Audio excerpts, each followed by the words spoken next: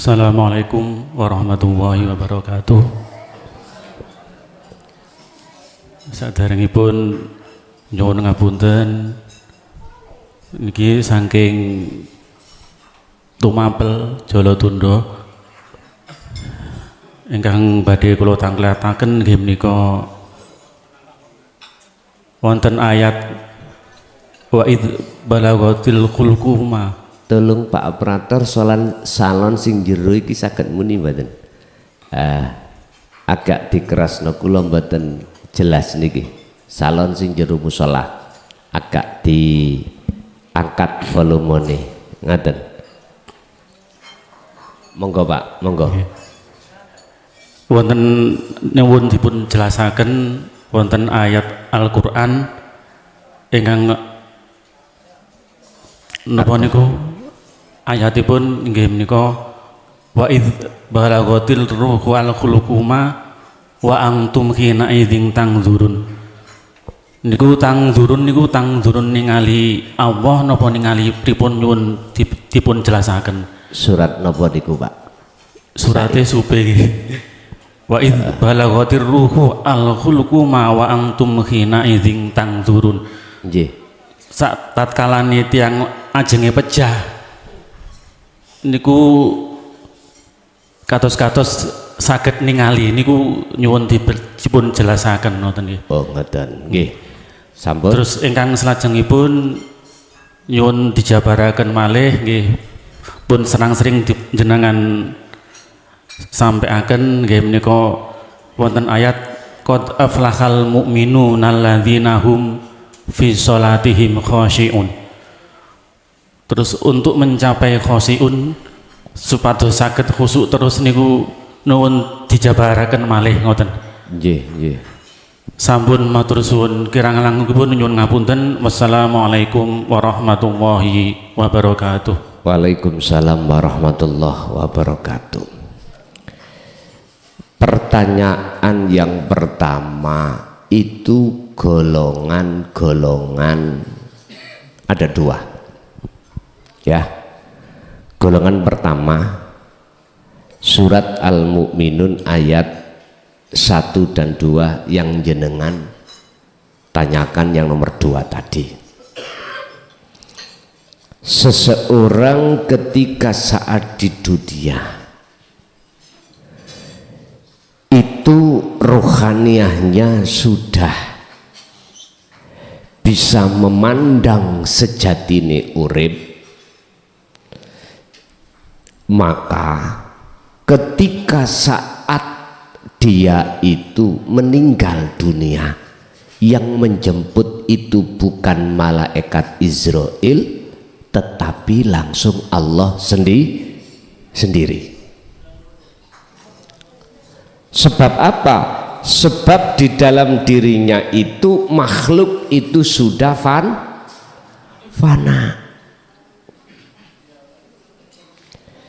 Syarat untuk bisa memandang sejatine urip ilahukum ilahu wahid, si hamba ini ruh harus lebur,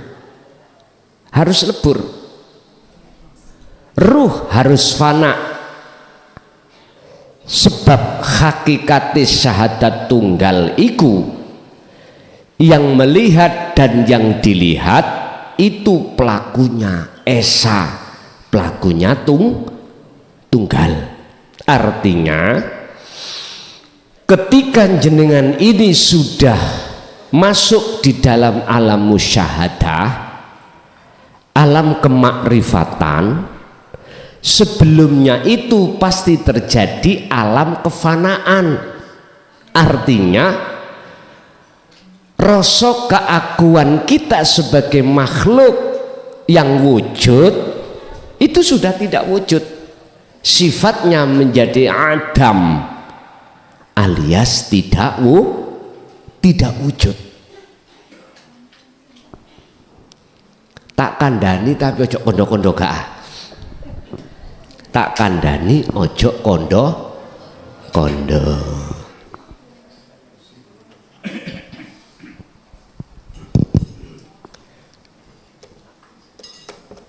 Allah. Sing gelem maksud Allah bukan nama lo ya. Nur Muhammad, Ruh, Insanul Kamil.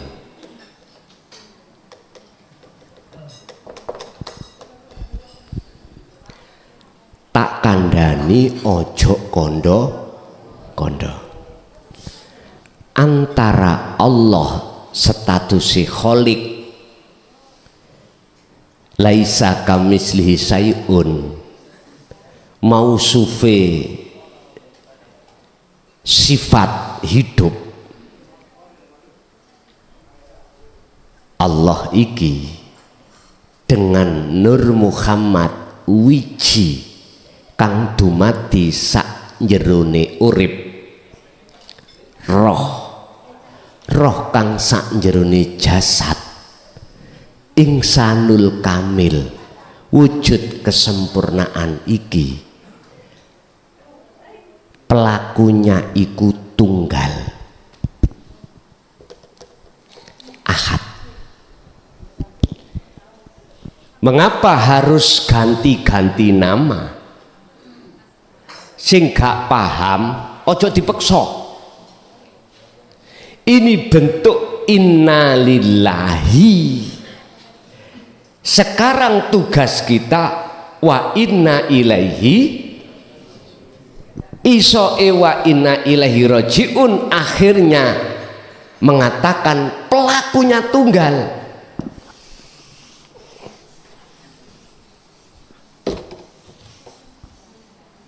Sampeyan sebut apa?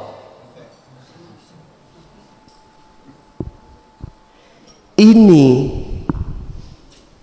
syarate ono loro, isoke bersih tong-kotong. Satu, fal ya'mal amalan sholihan.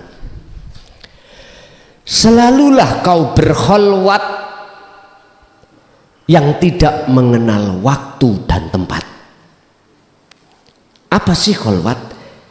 Yakfur bitauhud wa yu'min billah. Tinggalkan wujud selain Allah dalam hati. Kalau itu sudah Anda tinggalkan, wa yu'min billah, yang wujud dalam hatimu cuman aku Allah. Kalau bicara iman, siapa yang menghilangkan iman pada selain Allah, wa yu'min billah, tentunya dia itu imannya hanya pada Allah. Sejatine Allah kang tunggal ahad. Tentunya iki prosesi mulai dzikir sirul asrar. Satu. Nomor dua, wala yusyrik bi'ibadati rabbihi ahada. Dikatakan kau nanti akan bisa wa inna ilaihi raji'un, bertemu Allah, wala yusyrik bi'ibadati rabbihi ahada. Janganlah ada selain aku Allah ketika kau beraktivitas apapun. Pertanyaane gak gendeng nganggo. Tak jawab ya, sebab gendeng nang Allah iku wajib terjadi pada hamba yang sudah kefanaan pada selain Allah. Gendeng yang ku maksud iku Pak, bukan jenengan ngomel-ngomel dalan, bukan. Yang ku maksud gendeng iku hatimu tidak bisa lepas cintane terhadap Allah. Ilinge ati sampean gak iso pedot iki lho Pak. Bahkan kata Bill Brod, waktu makan ingat kamu, waktu apapun ingat kamu. Guys, cara seperti inilah Bapak Ibu siapapun jenengan dikala waktu di dunia sudah sampai, maka ketika meninggal dia yang menjemput bukan Israel sing jabut nyawa, tapi Gusti Allah sendiri, karena makhluk terhadap dirinya sudah tidak ada. Sehingga bertemu Allah sehingga kematian untuk bertemu Allah itu wajib, dan atau bertemu Allah wajib kematian. Ternyata yang dimaksud kematian ini bagi ahli syuhud secara hakikat kematian, ketiadaan selain Allah di dalam hati. Ibnu Athaillah dawuh, idfin mendemo sira kabeh, idfin mendemo sira wujudaka ing wujud irahe makhluk, pendemen rasa keakuan dirimu yang wujud. Di mana? Fi ardil khumuli, di dalam bumi khumul, yaitu bumi kefanaan. Carane bagaimana? Di dalam matan kitab hikam gak dijelaskan, sampai buka Syarai Hikam. Apa? Dimanakah cara untuk mengubur keakuan diri? Dijelaskan bidzikril siril asrar, hanya kelawan dzikir sirul asrar. Baru kita dzikir ini Pak disembunyikan sejak dulu. Yang ditampilkan itu dzikir jahri, dzikir siri. Lah sirul asrare disembunyikan. Ya iki menjadikan kita orang ngerti, akhirnya nggak bisa berbuat apa-apa, akhirnya jadi wong sakti, wong karomah tok, ora iso ketemu Gusti Allah pun. Tapi bagi kelompok yang nomor 2, nyun sewu, yaitu kelompok ahli hijab, ketika di dunia dia mendustakan pertemuan terhadap Allah alias tidak mau bertemu Allah disebabkan ruh atau hati sukanya itu ketemu kesenangan kemewahan dunia. Monggo ketika idza jaa ajaluhum la yastakhiruna sa'ah wa la yastaqdimun. Bagaimana?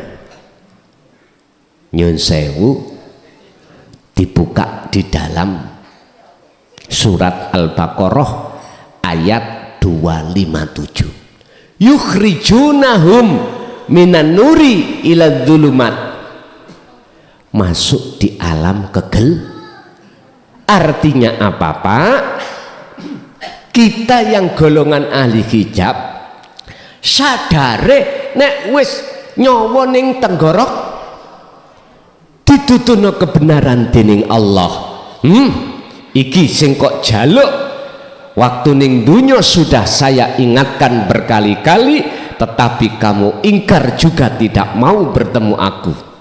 Lah disitulah yang namanya getun iku gak ono ngarep, mesti getun ono mburi. Makanya dikatakan qad khasira, sungguh betul-betul merugi, sengsaralah sopo alladzina wong akeh kadzabuna kang podo ndustaake sopo ladina biliko ilah kelawan ketemu nang Gusti. Oleh gak gelem ketemu kadung seneng ketemu kesenangan duniawi. Lah di situ nafsu pinter. Gak santri gak kiai ini bodoh kebanyakan, tapi ada juga yang tidak. Lho ngono lho, empun diambil kabeh aja ngoten. Itu yang pertama. Yang kedua, Yang pertama, apakah roh yang melihat? Pertanyaannya gitu. Nyun sewu, bagi mereka yang kegolong ahli syuhud, rohnya sudah tiada. Berarti yang melihat Allah, Allah sendiri. Tapi bagi ahli hijab, iya, rohnya, roh karena belum fana, akhirnya yukhrijunahum minan nur ila dulumat, mereka akan dimasukkan terhadap alam yang gelap. Yaitu muncul makhluk jenenge Israel, sang pencabut nyawa. Le medekno Pak, jari wong Jawa diocok-ocok. Jari Bang Haji Roma Irama, lorone seperti sutra ditarik dari duri prek. Lah nek sing matine husnul khotimah seperti rambut ditarik dari tepung, lagune Bang Haji. Nek ning kitab koyok dene wedhus urip-uripan diseset kulite Pak, seret. Ambal kaping 99 lorone jarene. Makane kadang-kadang nek ngedusi ojo ket-ket engko lara, ngono ya, kaya eruh ae. Oh dhewe ora sambat. Yes kari ndelok jenengan nyun sewu ditinggal bojo mati pisah lara apa gak? Ati sampean kegandol, nek jenengan kegandolan makhluk mesti abot.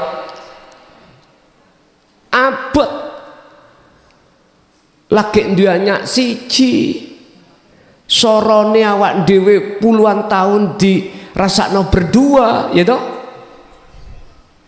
Lah kok Allah misahno jenengan ambek garwa sampean, entah pisah hidup atau pisah mati. Eling-eling Pak, ya Allah. Karena hatinya awak dewi kegandolan makhluk berat Pak. Ning atiku sumpek gelisah. Apalagi pisai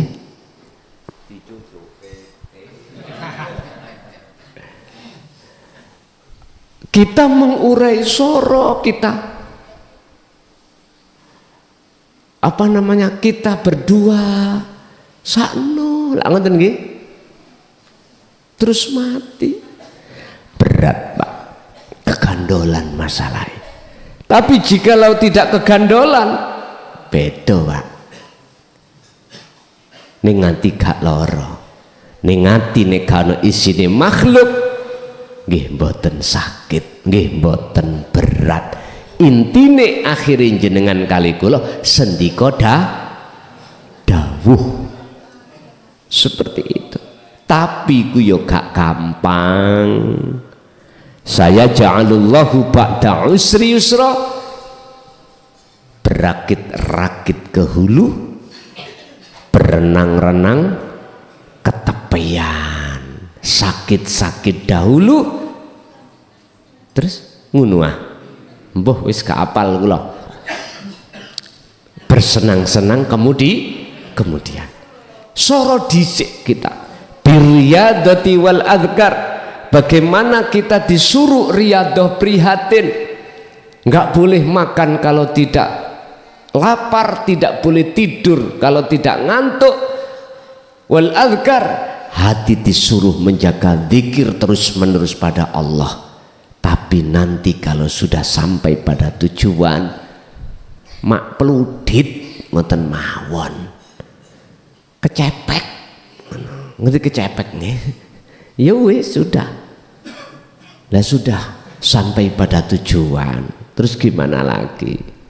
Tadi terbayar sudah sorone wau dengan pertemuan dengan Allah. Wis nomor 2, qad aflahal mu'minun alladzina hum fi sholatim khusyun. Bagaimana caranya kita bisa khusyuk terus menerus?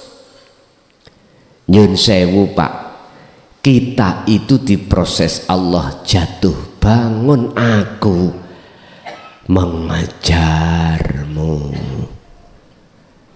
Jatuh bangun, jatuh bangun.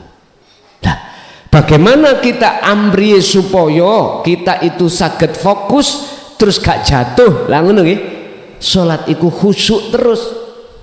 Nek sampean wis ngliwati proses musyahadatul fana wa kamil, bisa Pak. Jenengan ini durasi katakanlah salat 1 waktu, misalkan 5 menit gak putus sama sekali, bisa. Kuncinya, jawabannya tetap kita itu ada di surat Al-Ahzab ayat 41-42. Dzikron katsiron fasabbihuhu bukratan wa asilah. Terus gecoki sirul asor ketika sholat. Tapi jikalau kau jatuh, fasabbihuhu, sucikanlah bukratan wa asila, baik siang maupun dikir itu terus kumandangke. Ngaten lah. Jadi Pak, yang menentukan musyahadatul fana, kamil, baqo atau makom mahfud, maksum, iku Allah sendiri. Kita hanya diperintahkan untuk dzikron katsiron. Urusan sing biji iku Gusti, urusan yang memindah iku hak prerogatif Allah. Kita hanya bisanya seperti kuning-kuning di sungai kentir. Udah ketabrak watu yo karepe, ditotol ikan yo karepe, pokoknya persis sampai kali kulit kuning-kuning hanyut di atas sungai. Ya wis, ada disitulah sifat kita sebagai makhluk aslinya. La haula wala quwata illa billah. Allahu khalaqakum wa ma ta'malun. Masih ada? Monggo.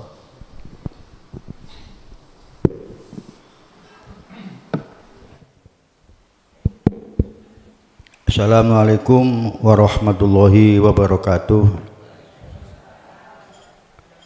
Dumadang Guson ingkang kula hormati ugi sedaya jamaah ngapunten. Saya analisa dalam apa yang disampaikan oleh Guson tadi bagi kita, semoga nanti manfaat juga bagi jamaah sedaya.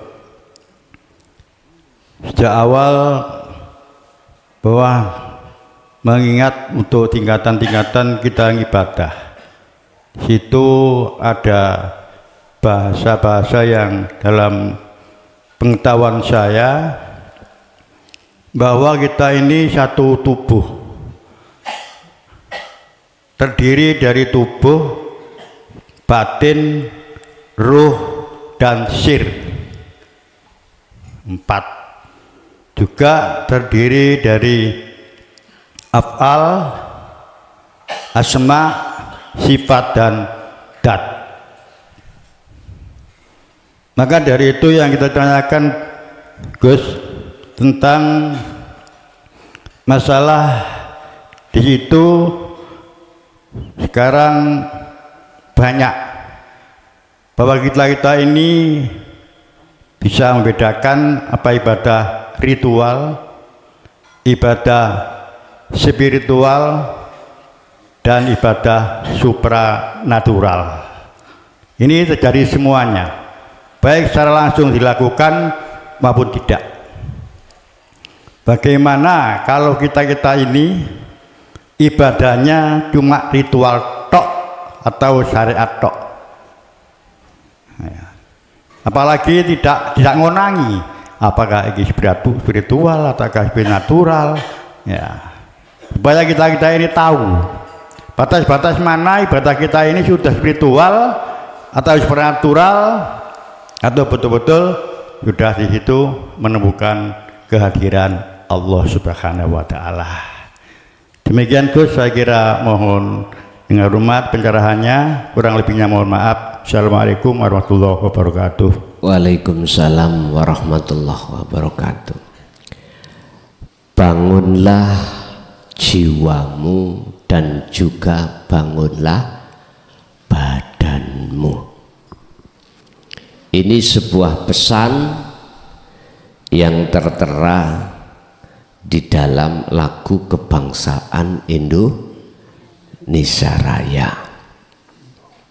dan ini juga mengambil dari maksud dalam Al-Quran.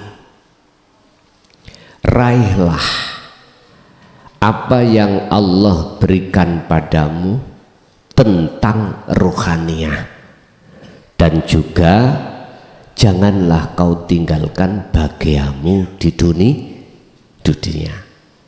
Dari pertanyaan apakah sudah cukup kita melakukan ibadah ritual aja tanpa yang lain? Nyun sewu, kalau sifatnya sistem ilmu itu bisa kita musyawarahkan, artinya kita bisa mengambil keputusan yang terbaik. Tapi kalau sudah ranahnya praktek, saya nggak berani untuk memenangkan satu, menyalahkan yang lain. Enggak. Gini Pak, selama kita di dunia, kita bicara sistem dulu, kita ini tidak bisa tinggalkan hukum-hukum dunia. Contoh hukum dunia, ibadah di luar spiritual. Yun sewu, secara jasmani kita umat Islam nggak bisa tinggalkan hukum-hukum yang sudah ditetapkan di dalam syariat, karena kita di tengah-tengah masyarakat. Kebutuhan duniawiyah di mata manusia, karena kita masih di dunia, nggak bisa lepas. Makan berarti kita nggak bisa lepas kerja. Udah, jasad tubuh ini butuh makan, butuh minum. Lah, sumbernya kita harus melakukan ibadah-ibadah di luar spiritual yang telah ditata di dalam hukum-hukum zahiriyah. Zakat, puasa, haji, susah untuk lepas. Nyun sewu, berarti kita harus punya unggah-ungguh ing mungguh menungso, tur yo ing mungguh Gusti Allah. Yang banyak itu kan gini, kita menjaga hablum minan nas, unggah-ungguh di mata hukum manusia, tapi kita lupa hablum minallah, hubungan hati langsung pada Gusti Allah lewat spiritual. Niki kebanyakan itu kita lupa, bahkan tidak sama sekali tersentuh, tidak sama sekali. Makanya mengapa Allah katakan penghuni surga lebih sedikit daripada penghuni neraka. Tur mengapa surga terasa dingin sementara neraka terasa? Karena penghuninya terlalu banyak. Musola iki nek sing ngenggoni wong 100 ning jero, kipas yo sudah tidak ada, Betah nggak amben kira-kira? Nggak betah. Beda kalau dihuni orang 2 atau orang 3, betah, nggak panas, dingin, apalagi ada kipasnya. Iki bahasa ayat secara tercipta, maksudnya di situ. Udah. Tapi jikalau sudah masuk ke ranah praktek laku, lah ini kami nggak berani untuk menyalahkan mereka, beliau-beliau yang hanya beribadah spiritual. Wis gak ngereken undang-undang hukum syar'i, sing penting atiku iku piye carane bisa nih eling terus pendetik nang Gusti Allah, mlebu kamar, mlebu gowa, mlebu alas, moh gembung wong pun kerja ya enggak. Mungkin ini ritual atau ibadah yang spiritual seperti ini, aku yakin para wali-wali Gusti Allah itu pernah melakukan. Ning gua dhewe, ning kamar dhewe, tinggalkan seluruh hubungan dengan manusia, entah itu 40 hari, entah itu bertahun-tahun. Kalau nek ndelok film ceritane Raden Said, iku sampak Sunan Bonang lali to niku, nek ndeleh murite topo nang pinggir kali pelem. Sampeyan ngerti nek mbak aku lak pelem. Contoh, nggih, dulu-dulu memang seperti itu. Sebab ngeten Pak, ketika sampean menjaga hubungan dengan Allah langsung, di tengah-tengah jasad iki ngurusi urusan dunya, iku luweh berat seperti ini katimbang jenengan iku jaga hubungan langsung pada Allah tanpa di tengah-tengah ngurusi urusan dunia. Iya, akhirnya tiga pilihan beliau, entah dengan waktu yang tidak ditentukan. Lah, saya pun tidak akan pernah menyalahkan, karena setiap diri manusia punya peran masing-masing, juga punya manusianya punya hak masing-masing. Nek ngomong peran, Gusti Allah merano si A dengan si B juga gak sama. Sing A diperanno lewat dohire Islam, sing B Nasrani, sing C Hindu, Buddha, perane dohir, tapi ruhaniahnya keilahun wahid. Posisi yang seperti ini, jujur kami tidak boleh menyalahkan satu dengan yang lain, atau membenarkan satu dan menyalahkan yang lain, karena konteksnya saya melihat itu yang penting fi qulubihim, hati beliau kemana ruhaniahnya, hanya itu. Dan atau kita tidak menyentuh agama lain, agama Islam sendiri, hanya melakukan ritual spiritual secara rohaniah saja. Secara dohiriyah wis gak ngereken hukum-hukum urusan orang lain.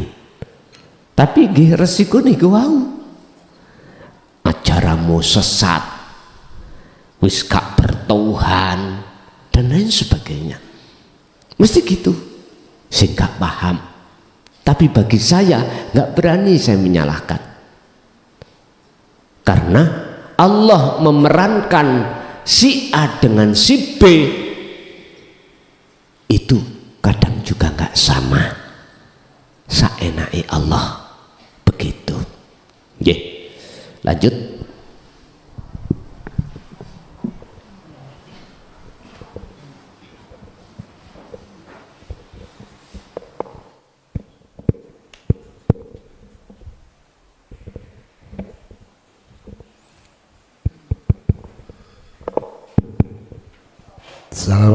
Assalamualaikum warahmatullahi wabarakatuh.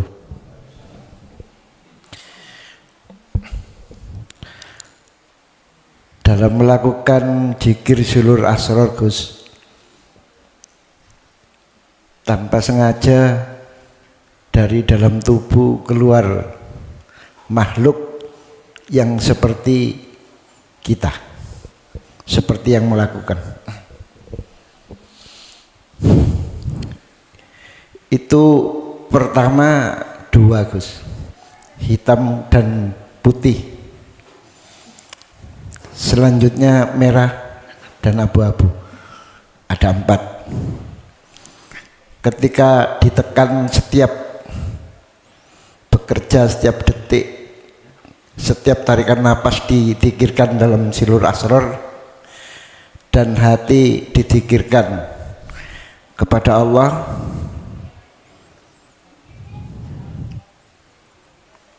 maka muncul lagi menjadi 9 Gus, 10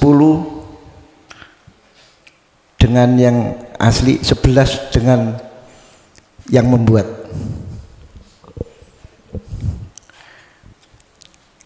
Saya bingung Gus, sebenarnya ini apa? Yang pertama. Yang kedua, dalam melakukan renungan kita memasuki dimensi, banyak dimensi yang dilalui sampai pada titik dimensi cahaya. Dalam ranah ini, cahaya yang hakiki itu yang seperti apa Gus? Terima kasih.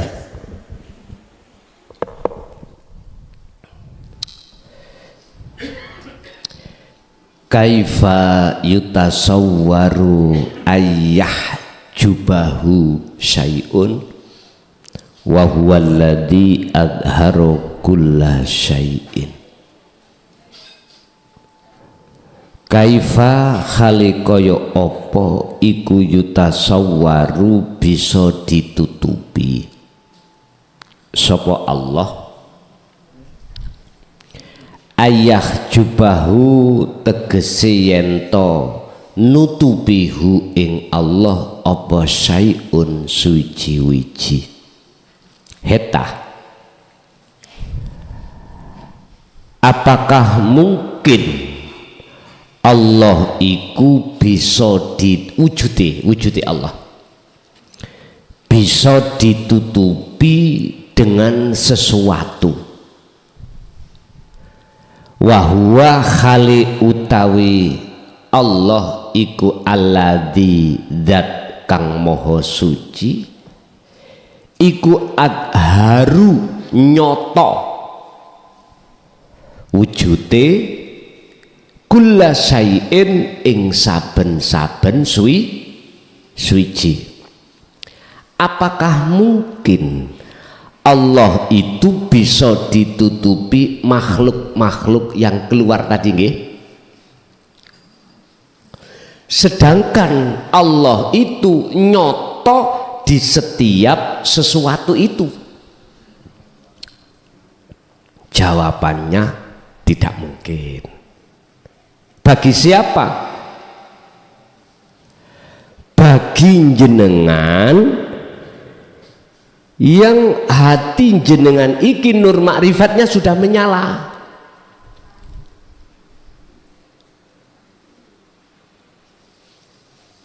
Tapi bagi hati kita yang nur makrifatnya belum menyala, maka yang tampak, yang nyata itu sesuatunya, kulla syai'innya.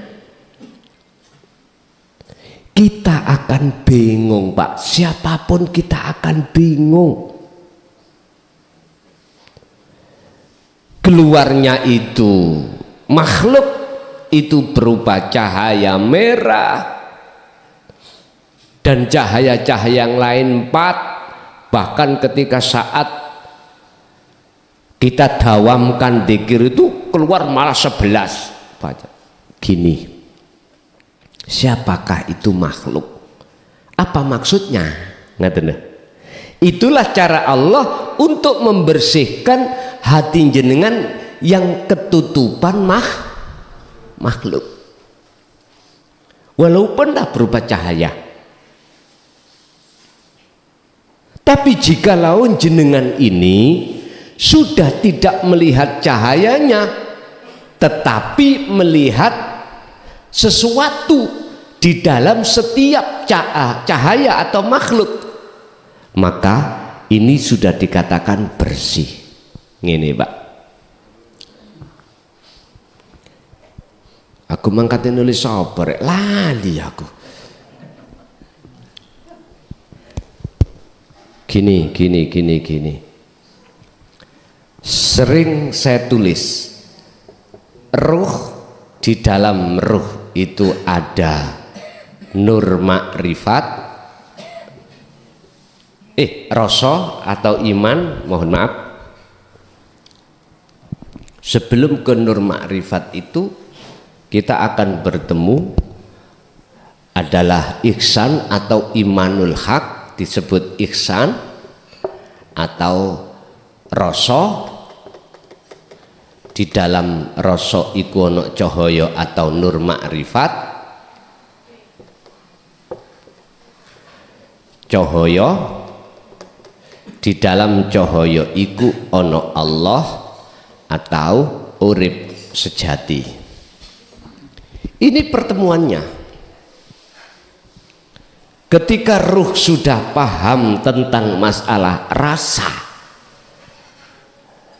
dan itu terus dilakukan, maka otomatis rasa akan menimbulkan cahaya nur makrifat di dalam, di luar, di kiri kanan, atas bawahnya.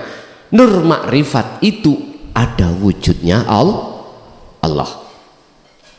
Sehingga ketika saat detik-detik dintaktung wujud nyatane urip, maka leburlah semuanya. Sing nyoto cuman urip kang sejati atau Allah. Akhirnya dijawab dalam surat Toha, innani sak temeni ingsun, ana yang ingsun iku Allahu Allah, la ilaha illa ana, tidak ada Tuhan yang wajib disembah kecuali aku. Fa'budni, oleh karena itu sembahlah aku dengan cara akimisolah, tegakkanlah solat li dzikri, semata-mata eling nang aku. Sebutan Allah enggak ada, sebutan roh ya enggak ada, sebutan apapun juga enggak ada, tinggal sebutan ingsun, aku. Inilah yang dimaksud Sesiti Jenar, yo aku iki sejatine Allah, bukan Allah makhluk.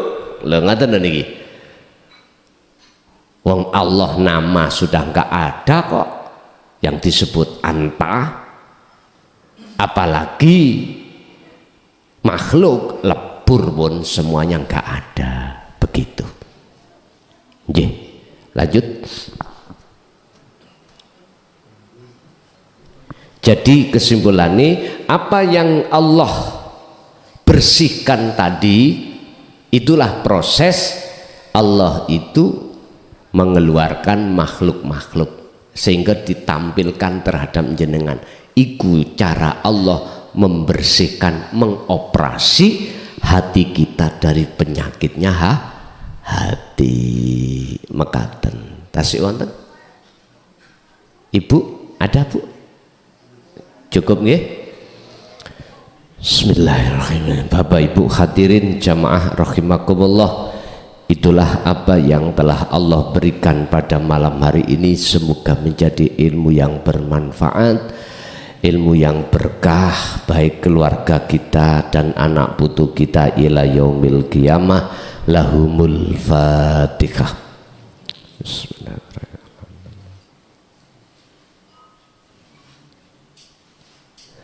Akhirul kalam. Assalamualaikum warahmatullahi wabarakatuh.